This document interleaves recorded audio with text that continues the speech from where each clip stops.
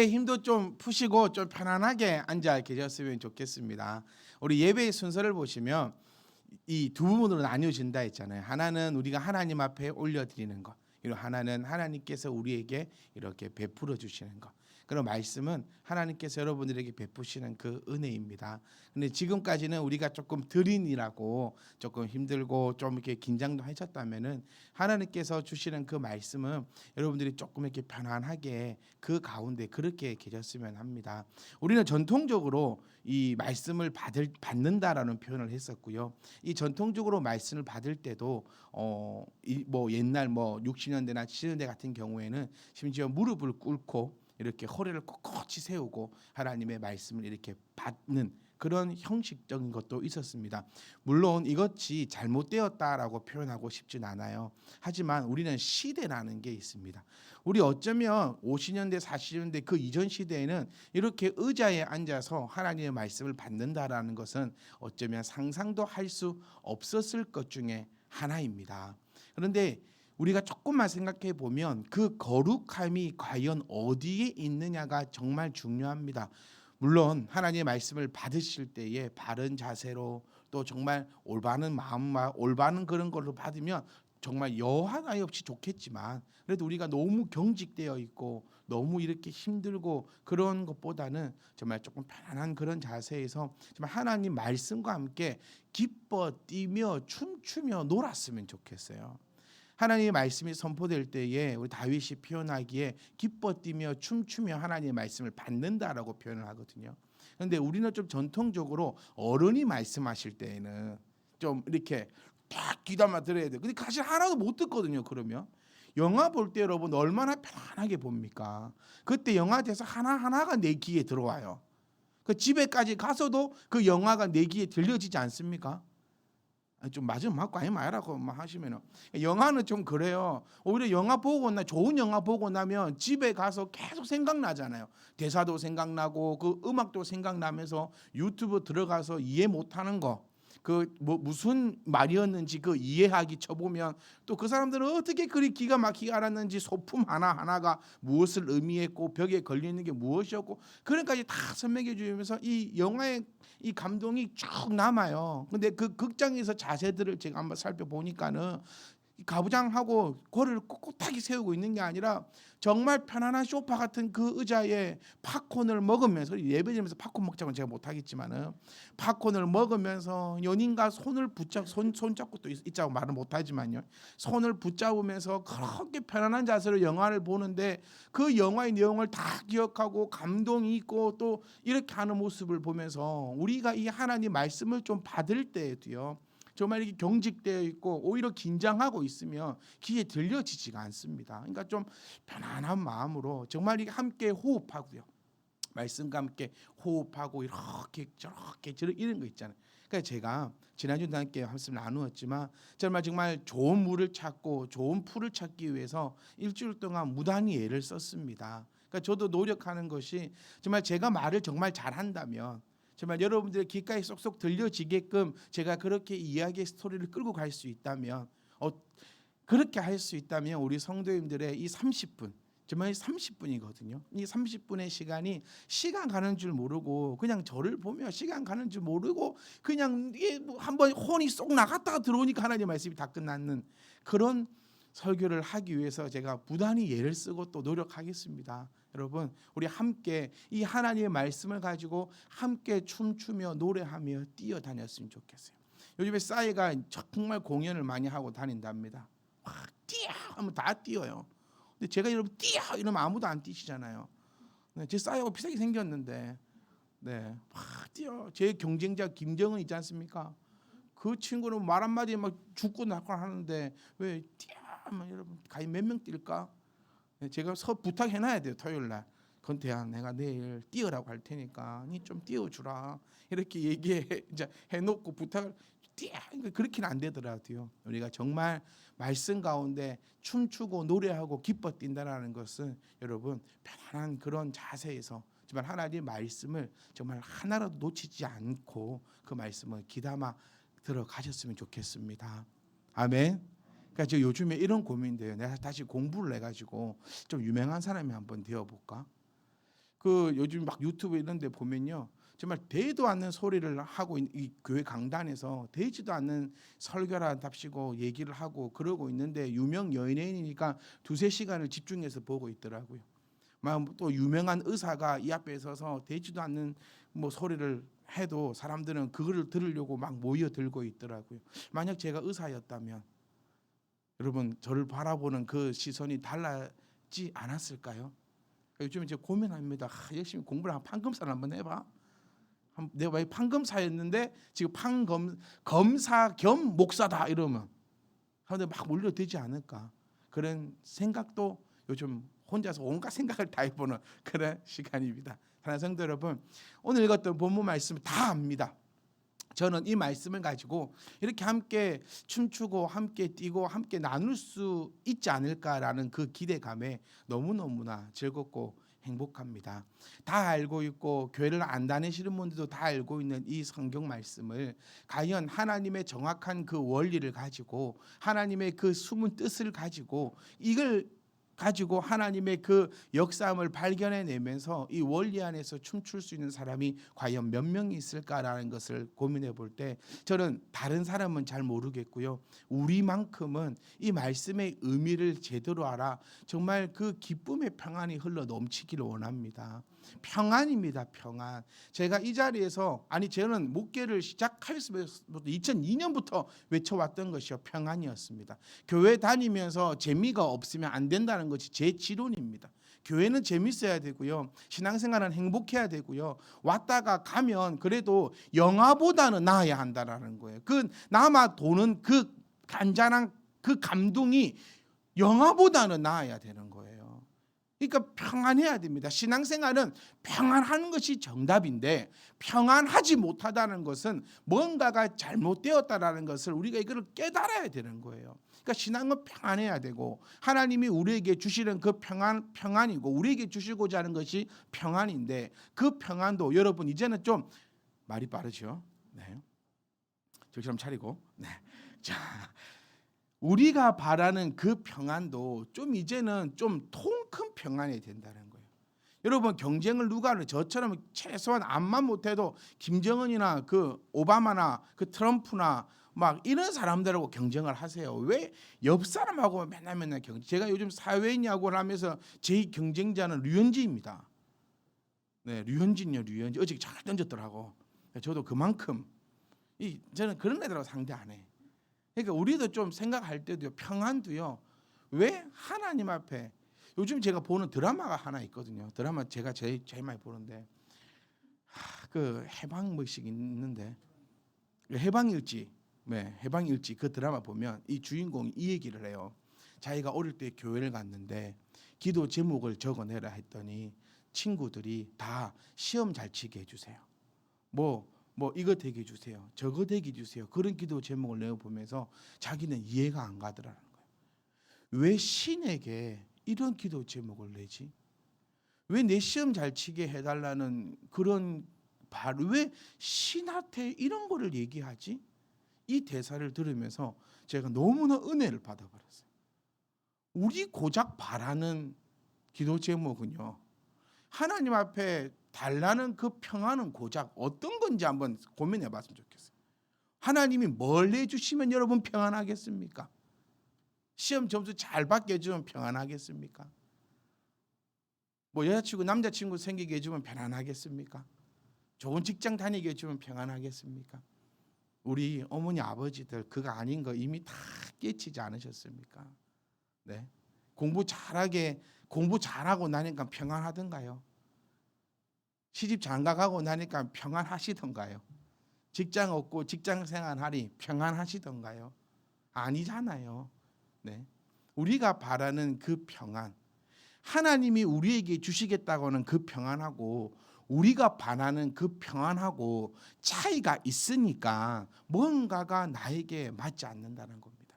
우리 찬양도 했습니다. 5월 한 달 제가 계속 외쳐 부릅니다.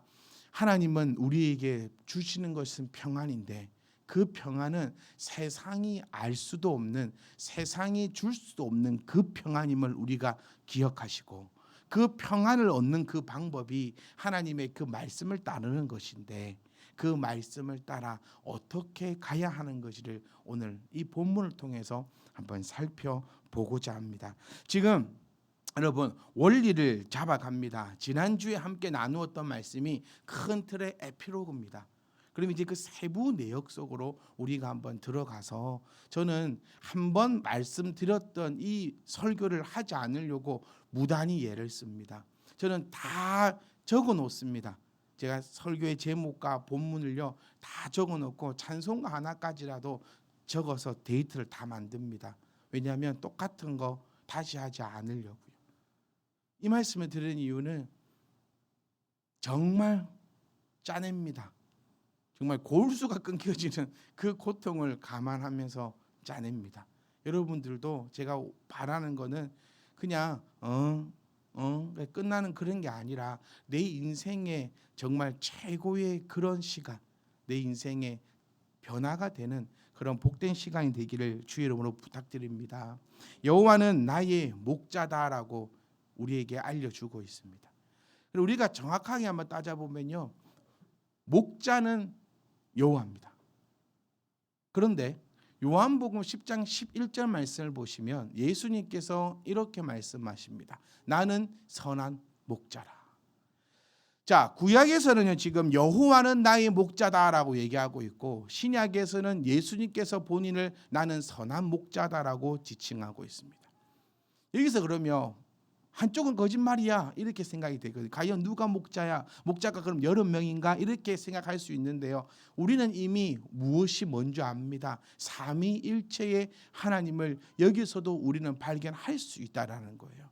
그러니까 지금 시편에 나오고 있는 여호와의 나의 목자, 시편에서 나오고 있는 목자와 요한복음에서 나오고 있는 이 목자와 또한 요한계시록에서 나오고 있는 그 목자는 동일한 삼위일체의 하나님이시다는 것을 우리가 기억을 하셔야 된다는 겁니다. 그러니 우리의 목자가 누구냐라는 그 질문에는 이제 답을 가져가셔야 됩니다. 우리 기독교는 제가 지난번도 말씀드렸지만 답을 찾아가는 종교가 아니라 했어요. 많은 종교들은 다 답을 찾으려고 노력을 합니다. 그런데 기독교는 답을 찾아가는 종교가 아니라 답이 나와 있는 것을, 그 답을 가져가는 종교라는 거예요. 찾는다라는 것은 내가 노력해서 숨겨져 있는 것을 부단히 찾아야 되고, 그러니까 찾는다는 것은 못 찾을 수도 있는 거예요. 그런데 가져간다는 것은 이미 예비되어 있는 것을 내가 가져간다는 겁니다. 그 뚜껑만 열면 누구든지 가져갈 수 있다라는 거예요. 그러니까 보세요. 여호와는 나의 목자시다. 이 부분을 여러분 정말 내 마음에 딱 새기고 이제 가셔야 됩니다. 여러분들은 양입니다. 아멘. 하나님께서 사셨습니다. 무엇으로 사셨습니까? 예수님의 피값으로 여러분을 사셨어요. 안 산 양도 있겠지요. 그걸 뭐 우리가 못 적겠습니까? 왜 안 샀냐고 내가 이야기하겠습니까? 그러니까 우리의 그 시선이 제발 좀 삐딱하지 않았으면 좋겠어요. 세상을 삐딱하게 보려면요 맨날 삐딱합니다. 네.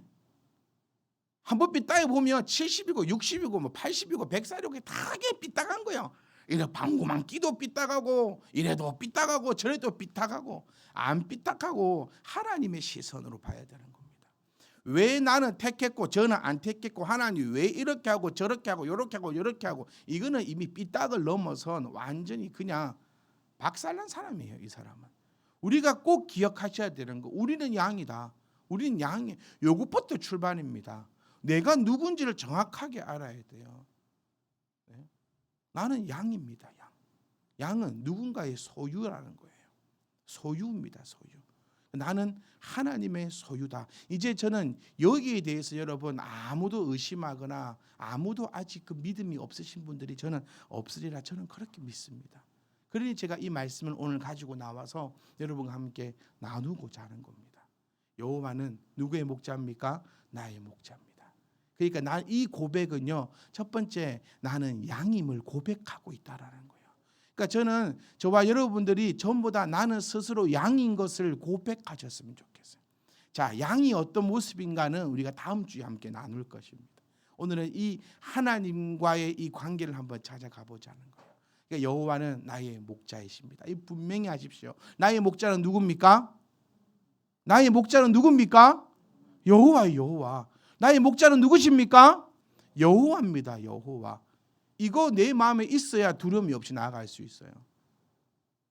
나의 목자 돈이 아닙니다. 나의 목자 건강도 아니고, 나의 목자 저 부처도 아니고, 나의 목자 저 알라도 아니고, 나의 목자는 여호와라는 것을 분명하게 나타내고 있습니다. 그러니까 내게 부족함이 없는 것이에요. 한번 바꿔보세요. 여호와는 나의 목자가 아니고 돈은 나의 목자시면 늘 부족합니다. 얼마만큼 있어야 안 부족한 게 돈입니까, 여러분? 제가 암만 몰라도 10년 전보다 여러분 지금 훨씬 잘 사십니다. 아닙니까? 10년 전보다 더 잘 사세요 지금. 네, 빚도 많이 갚았고요. 10년 동안 어쨌든 우리 잘 살아가고 있습니다. 그런데 돈이 나의 목자면 항상 내게 부족함이 있습니다. 살면서 제 입에서요, 나 돈 넉넉하다라는 말을 해본 적이 없는 것 같아요. 맨날 돈이 없다. 맨날 돈이 없다. 근데 저분은 나보다 돈이 엄청 많거든요. 근데 그분도 저에게 아유 돈이 없다. 네, 항상 불경기요. 저는 살면서 대한민국 경기가 좋다는 소리를 한 번도 들어본 적이 없어요. 계속 불경기예요. 계속 불경기요. 계속 불경기 한 번도. 그리고 건강이 나의 목자면 한 번도 저는 건강합니다라고 들어본 적이 없어요. 다 저는 병이 있습니다. 제가 볼 때는 저보다 다 병이 없거든요. 그런데도 전부 다 병이 있고 또 건강 그 염려증도 있고. 제가 아침에 먹는 약을 한번 제가 영양제를 제가 한번 찍어서 한번 보내드려 볼게요. 10매달이 넘어요. 이걸 한 번에 제가 들어 마시거든요. 한 개 한 개씩 먹기도 싫고, 뭐 어떤 건 오전에 먹어야 되고 어떤 건 오후에 먹어야 되는데 그거 정신이 없으니까 아침에 딱 일어나면 그거 한 빨딱이 놓고 딱 마시면 배 뻥뻥하게 그렇게 하루를 딱 시작합니다. 건강이 나의 목자시면 언제나 부족합니다. 자, 또 뭐 해볼까요? 뭘로 맞춰볼까요? 명예가 나의 목자시면 날마다 부족합니다. 여러분. 언제나 명예, 영원한 명예, 영원한 권력 뭐가 있던가요? 그러니까 이 세상에 거요. 여러분 오늘 집에 가셔서 이거 집에서 부부 또 자녀 이렇게 한번 해보세요. 여기에 여호와 말고 다른 거 한번 대입시켜 가지고 내게 부족함이 없으리도다라고 알고 있는 거 만약에 갖고 오시면 제가 베스킨라빈스 네, 제가 제일 큰 걸로 쏘도록 하겠습니다. 여호와 외에 하나님 것 외에 그 어떤 것이 나의 목자가 되었어도 다 부족합니다. 그러니까 오직 하나님만이 나의 목자가 되어야지 나는 부족함이 없는 것이고, 더욱더 확실한 것은 나는 하나님의 양이니 이거 이미 하나님이 인정해 주신 거예요. 하나님이 무엇으로 인정했냐고 물어보신다면 말씀을 통해서 인정해 주셨고, 혹시나 목사님 저는 그 인정의 증거를 발견해야 되겠습니다라고 하시는 분은 저에게 오시면 제가 그거 다 말씀드릴 수 있어요. 여러분이 왜 하나님의, 근데 시간은 좀 걸립니다. 그 궁금증 갖고 저에게 오시면은 한 4시간 정도의 시간을 비워놓고 오셔야 돼요. 10분 만에 알려주라 이건 안 되는 거예요. 그러니까 그게 궁금하시면은 나는 더 자세하게 알아야겠다 하시면은 우리가 함께 할 수 있다는. 그러니까 오늘 이 1절에서 제가 여러분들에게 감히 강력하게 말씀드리고 싶은 것은 첫 번째, 우리는 하나님의 틀림없는 양이라는 거예요. 하나님이 사셨기 때문에 그 어떤 자도 이 소유권을 인정할 수 없다라는 것입니다. 우리의 소유는 하나님이시고 그 여호와가 나의 목자가 되시니 나는 부족함이 없다라는 그 사건, 그 사실을 확실하게 딱 내 마음에 갖고 이제 2절로 가야 하는데, 그가 누구죠? 여호와입니다. 여호와. 어렵지 않아요, 여러분. 네, 그가 여호와가 나를 푸른 불밭에 누이시며 실만한 물가로 인도하시는도다 너무 잘 알고 있는데 너무나 잘 알고 있는데 여기서 우리가 한번 살펴볼 거는 이제 이거라는 겁니다. 어떻게 그가 나의 목자 되신 여호와께서 나를 푸른 불밭에 누이시고 실만한 물가로 인도하신다고 말씀하고 있는데, 나를 지금 인도하셨는지 모르겠고 또 어떤 방법으로 나를 인도하시는지 우리는 이걸 알 수가 없다라는 것입니다. 우리는 문자적으로만 해석하게 되면 주님께서 실질적으로 나를 인도해 가셔야, 그래서 제가 서두에 말씀드렸던 그 평안을 얘기하는 겁니다. 우리가 바라는 그 평안과 하나님이 우리에게 주시겠다고 하는 그 평안의 차이가 너무 크다라는 거예요. 우리는 이 구절을 보면서 이렇게 생각했습니다. 가만히 있는데, 그래요, 돈이 막 쏟아져 들어오는 그런 거예요. 가만히 있는데 내 자녀가 막 그렇게 잘 되는 거예요. 가만히 있는데 내가 막 건강해지고 막 살도 다 빠지고 막 하여튼 내 인생에 뭐가 일이 잘 풀리는 거예요. 그거를 우리가 바라고 있다라는 거예요. 그런데 여러분 조금만 생각해 보시면 이미 다 그렇게 되어 있어요. 우리 삶에 제가 우리 예배를 시작할 때도 말씀드렸지만 안 감사할 게 뭐가 있습니까? 지금 우리 삶에 불만이고 불평일 게 뭐가 있겠습니까? 이게 예수님을 믿는 자와 믿지 않는 자의 가장 큰 차이가 나야 되는 것입니다. 믿지 않는 자는 매일 불안합니다, 여러분. 삶을 살아갈 때 안 불안한 삶이 어디 있습니까? 심지어 길 가다가 죽을까 봐도 겁나는 사람들이 진짜 많다고 합니다. 이 정신과적으로 이 진료 내역을 보면요, 무서워서 길을 못 간대요. 죽을까 싶어가지고. 삶을 보면 안 두려울 게 뭐가 있습니까? 성경도 우리에게 그렇게 말씀하고 있습니다. 4절 말씀 보시면 내가 사망의 음침한 골짜기를 다닐지라도, 여기에서도 우리의 오해가 나오는 거예요. 예수를 믿으면 사망의 음침한 골짜기로 안 다녀야 된다고 생각하는 거예요. 우리는 예수를 믿으면 돈을 막 마음대로 온 같은 데 다 써도 내 통장에 항상 잔액이 있어야 된다고 생각을 하는 것 같아요. 예수를 믿으면 공부 하나도 안 해도, 얘들아, 공부 하나도 안 해도 맨날 100점 맞을 거라고 그렇게만 생각을 하는가 봐요.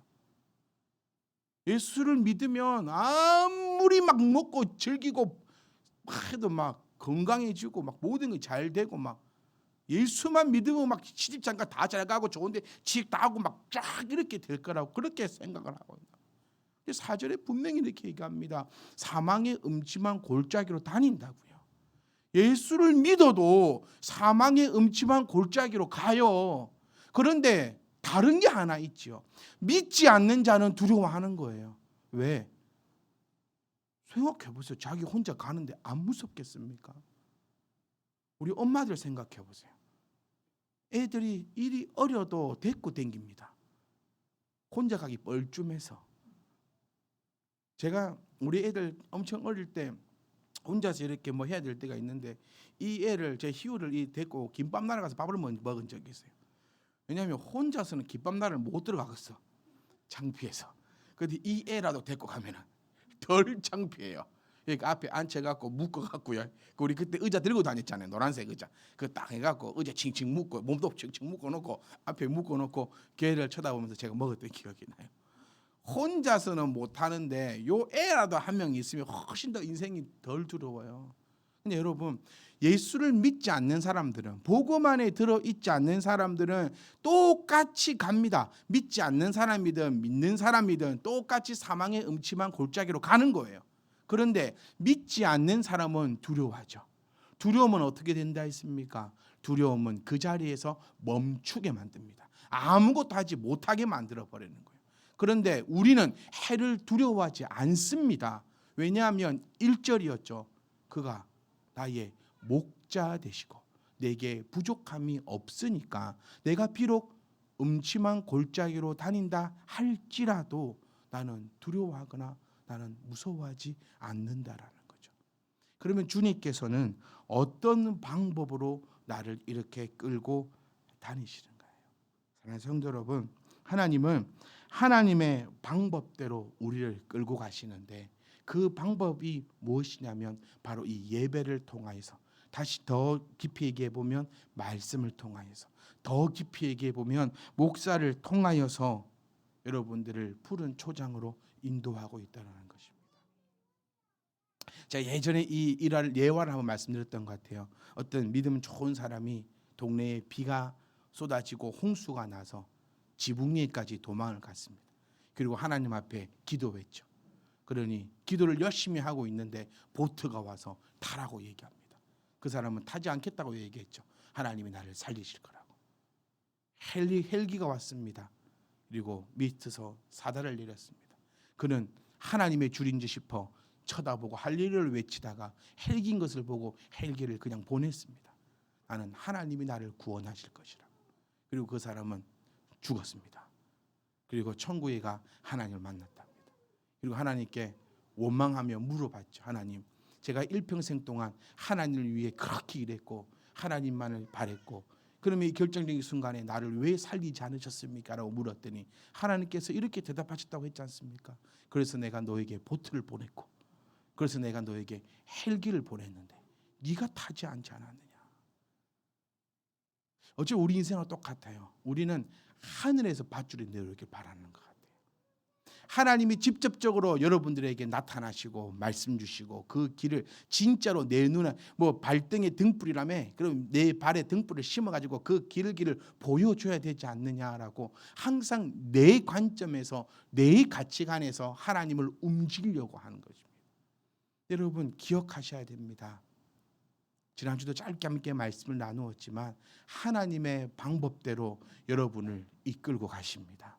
하나님의 방법대로 실만한 물가로 인도하시고 푸른 초장에 누이시는데 그 방법이 단 하나 말씀이라는 것이에요. 다른 방법은 절대 없습니다. 이 말씀으로 여러분을 이끌고 가시는데 그 방법 또한 하나님의 방법대로 여러분을 이끌고 가시는 거예요. 저도 잘 이해 안 갑니다, 여러분. 그냥 하나님께서 목사를 세우지 말고 하나님께서 직접적으로 우리에게 말씀을 주신다면 얼마나 더 좋을까? 저도 그 생각해 봅니다. 이 방법 말고 저희 얘기 한번 더 해볼까요? 더 나아가서 하나님 저를 목사로 세우지 않고 다른 방법대로 다른 방법으로 하나님의 말씀을 이렇게 증거하고 이끌고 가게 하시면 얼마나 좋을까? 그 생각도 해봅니다, 여러분. 그런데 우리가 상관할 바가 아니라고 하나님은 우리에게 말씀하고 있는 거예요. 하나님의 방법대로. 왜? 우리가 처음에 고백했지 않습니까? 우리는 하나님의 소유권 안에 들어있다라고요. 내가 샀어요, 내가. 하나님이 사셨어요. 내가 샀는데 그걸 내 마음대로 하는 겁니다. 하나님이 사셨으니 하나님의 방법대로 우리를 실만한 물가로 푸른 풀밭으로 우리를 인도하신다는 것을 기억을 꼭 하셨으면 합니다, 여러분. 하나님은요, 목사를 세우셔서 그를 통하여 여러분들을 푸른 풀밭으로 누이시며 실만한 물가로 인도하고 계시다는 것을 기억하셔야 합니다. 이 점을 절대 잊어서는 안 돼요. 그래서 목사를 떠나서는 목사가 없이는 여러분들은 하나님의 말씀 앞으로 갈 수 없다는 사실을 기억하셔야 됩니다. 목사님 뭐 성경책도 있고요, 요즘에 뭐 교재도 잘 되어 있고요, 이렇게 되어 있고요, 저렇게 되어 있고요, 이렇게 말하는 사람도 많습니다. 이런 사람들을 저는 이렇게 얘기한다는 거예요. 왜 그렇게 삐딱하냐라는 거예요. 마음에 안 들 수도 있어요. 목사가 마음에 안 들 수도 있고요, 목사를 통해서 신앙생활 한다는 그 자체도 마음에 안 들 수도 있어요. 교회 공동체가 마음에 안 들 수도 있어요.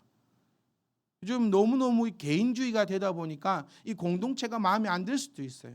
어쩌면 이 공동체 안에 있어야 한다는 것이 스트레스를 받을 수도 있어요.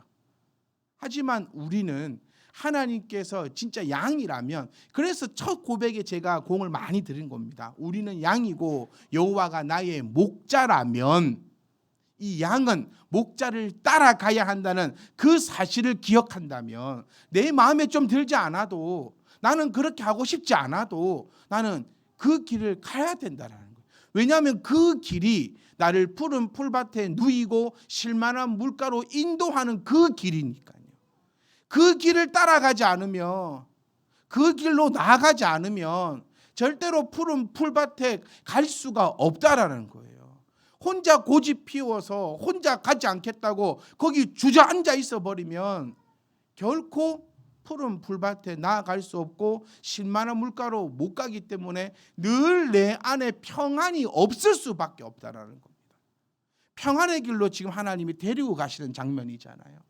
내가 양들 너희를 평안의 길로 데리고 가고 있는 장면이 바로 이 2절의 장면이라는 겁니다.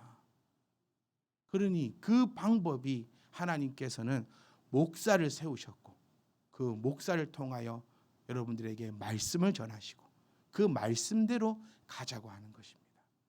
목사가 우상시 되어서는 절대로 안 됩니다, 여러분. 제가 계속해서 말씀드린 게 이겁니다. 목사를 통해서 나오는 그 말씀으로 가야 한다는 것입니다. 저는 많이 틀립니다, 여러분. 제가 여러분께도 참 죄송하고 그렇게 하는 것이 참 많이 틀립니다. 말씀은 안 틀립니다. 그런데 저는 많이 틀립니다. 그래서 참 부끄럽기도 하고 부족할 때도 많고 숨고 싶을 때도 사실 많습니다. 그래서 목사를 목자 삼아 그 목사의 길을 따라오라. 이것은 너무나 말도 안 되는 거예요. 목사가 전하는 그 말씀이 하나님이 되어 그 하나님을 쫓아가는 것이 우리의 신앙의 아름다운 양의 모습일 겁니다. 이런 말도 있을 줄 알아요. 목사들은 똑바로 하느냐. 어떤 사람이 이 얘기를 하더라고요. 목사들을 보면서 하나님이 없다는 걸 확신할 수 있다. 정말 마음 아픈 얘기입니다. 목사를 보니 하나님이 없다는 게 확실하더라고요. 부끄럽고 창피하고 열받고. 근데 분명한 것은 이겁니다. 우리가 판단할 것이 아니라는 거죠. 양이 판단할 문제는 아니라는 것입니다. 그래서 요한복음 말씀에 분명히 사꾼에 대해서 이야기하고 있습니다. 그러니까 목자 중에는요, 진짜 목자도 있고 사꾼인 목자도 있다라는 거예요. 근데 그것을 양들이 판단하고 양들이 쿠데타를 일으키면 안 된다라고 성경은 표현하고 있습니다. 혹시 앞에 있는 목사가 사꾼 목사입니까? 여러분 그래도 걱정하지 마십시오. 여러분은 하나님의 양입니다.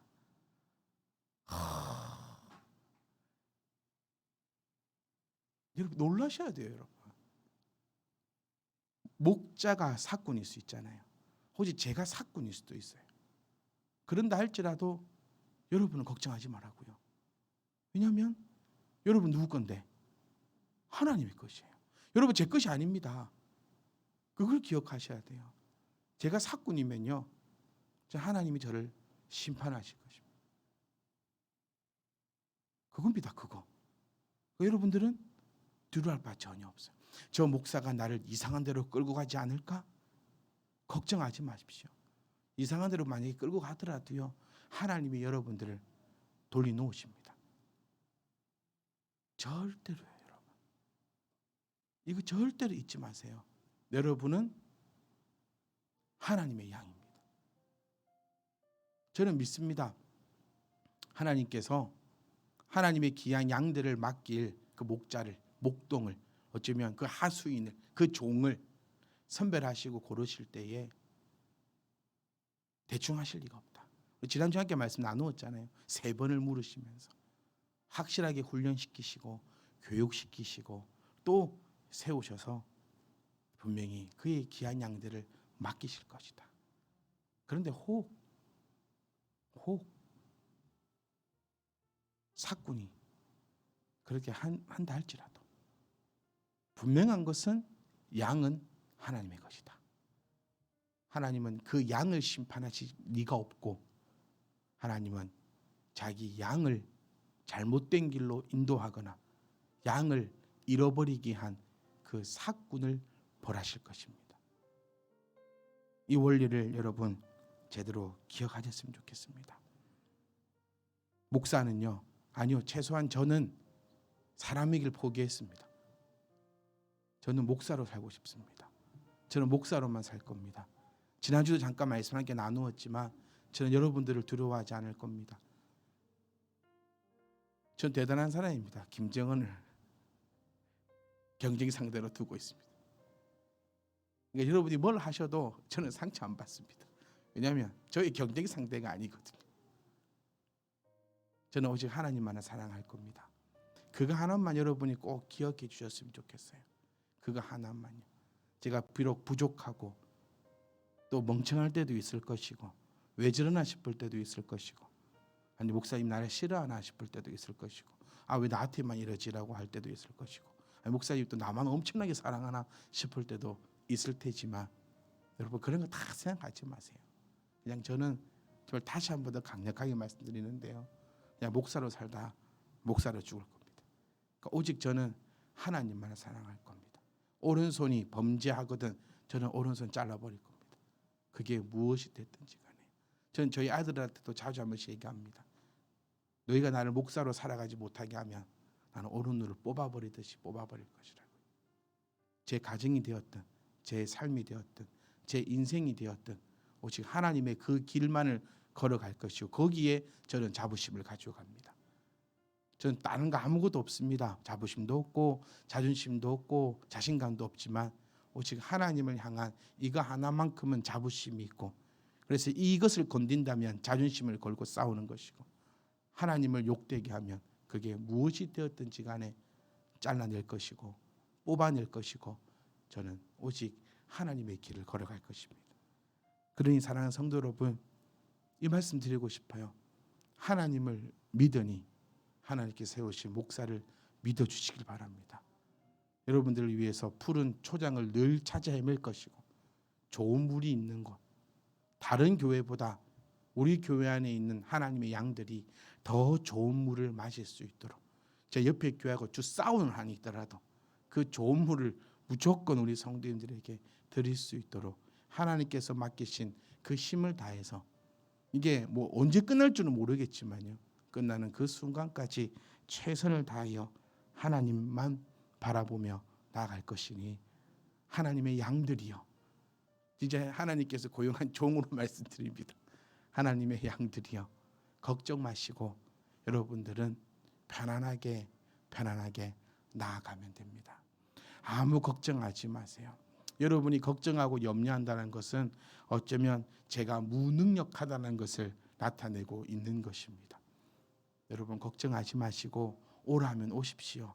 그리고 마음껏 드십시오.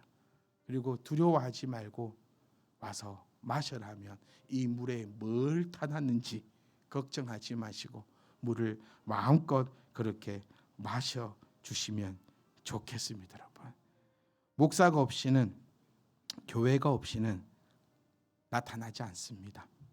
하나님은 그가 하나님이 나를 푸른 불밭에 누이시고 실만한 물가로 인도하시는 그 원리와 그 방법은 목사를 통해서 교회를 통해서 하나님의 그 말씀으로 우리를 누이신다는 거 꼭 기억하셔가지고요. 목사 없이는 교회 없이는 역사가 일어날 수 없다. 왜? 그것이 하나님의 방법이니까요. 다음 주에 계속해서 말씀 나눌 텐데요. 이 말씀을 꼭 기억하셔야 됩니다. 그래야 우리가 이제 보증이 들어갈 거예요. 지금까지 설명한 것에 대해서 여러분 중요한 것은 이제 보증받는 거예요. 말은 뭐 할 수 있잖아요. 그래서 우리가 뭐 건축회사나 뭐 이런 일을 할 때 절대로 구두로 약속하지 말았거든요. 구두의 약속은 말로는 뭐 다 해준다 해놓고 실상적으로 가면 안 해줘. 그러니까 제일 중요한 것은 서류상의 계약이 되어 있고 도장이 땅땅 찍혀 있어야 되는데 지금까지 얼마나 좋은 말 제가 많이 했습니까? 이 말이 구두의 약속이 아니고 다음 주 우리는 이제 이것에 서류를 찍을 것입니다. 사실은 오늘 다 할라 했거든요. 근데 안 돼요.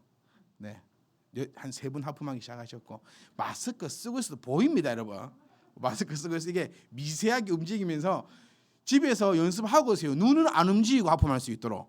이게 하품할 때로 눈도 움직이거든요. 그러니까 나는 마스크 쓰고 있으니까 하품하는 거 모르겠지 싶어서 아주 크게 하시는 분들이 한 2-3분 계세요. 네, 그래서 오늘은 여기서 마치려고 합니다. 여러분 꼭 기억하십시오. 하나님께서 여러분들을 양이다라고 지칭하셨고 여러분은 하나님의 양입니다. 기도하겠습니다.